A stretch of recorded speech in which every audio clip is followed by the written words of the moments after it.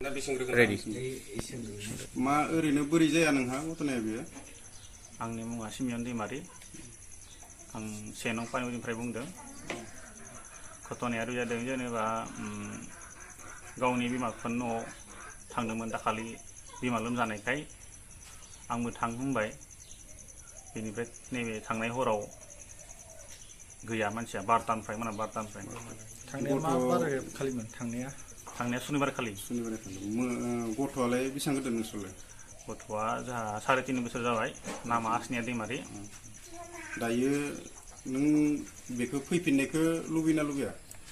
आं फैफिननायखौ लुबैदों गावनि गथ' मोखांखौ नायनानै। आरो जों एक्स-एन-डि-बिनि सायाव नोंहा माबायदि मावजानो लुबैनाय दङ? आं बेखौनो लुबैदों जे एक्स-एन-डि-बिनि सायाव जाहाथे नागिरनानै मानानै आंनि सायाव अनखांनानै आंनि सेराव लाबोना फैयो। बेखौनो आं दिनै खावलायबाय नोंथांमोननि सिगाङाव। ठीक आसे नोंबो नागिरबाय थादो।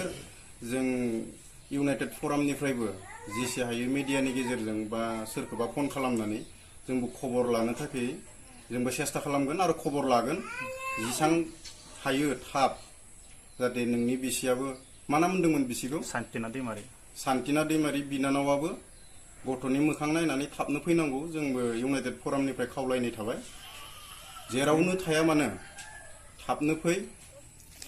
इउनाइटेड एक्स-एन-डि-बि फरामनि उदालगुरि डिस्ट्रिक्टनि जानानै जोङो बेखौनो खावलायनो सानदों दि जोंहा बिथां सिमोन दैमारिनि बिसि सान्टिना दैमारिया थांनाय मोनानि 12टायाव गोमानानै दंनो। बिथाङा सोरजोंबा थांफादों ना हारसिं खारदों जों बेखौ बुंनो रोङा। नाथाय न'खरनि खावलायनाय हिसाबै जों दा बिथां सिमोननि न'आव फैनानै जों खबर लानो फैदोंमोन।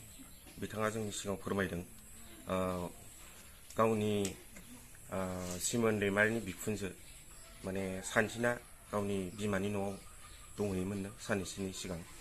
दा थांनाय मोनायाव हरनि 12टानिफ्राय बिथाङा गोमानानै दङ। दा बिथां सान्टिना दैमारिया जेरावखि थाया मानो दा सिमोन दैमारिनि न'आव फैफिननांगौ गोख्रै। नङाब्ला जों इउनाइटेड एक्स-एन-डि-बि उदालगुरि डिस्ट्रिक्टनि जानानै जों बिनि सायाव गोख्रों मोनसे नायबिजिरनाय जागोन। गोजोन्थों।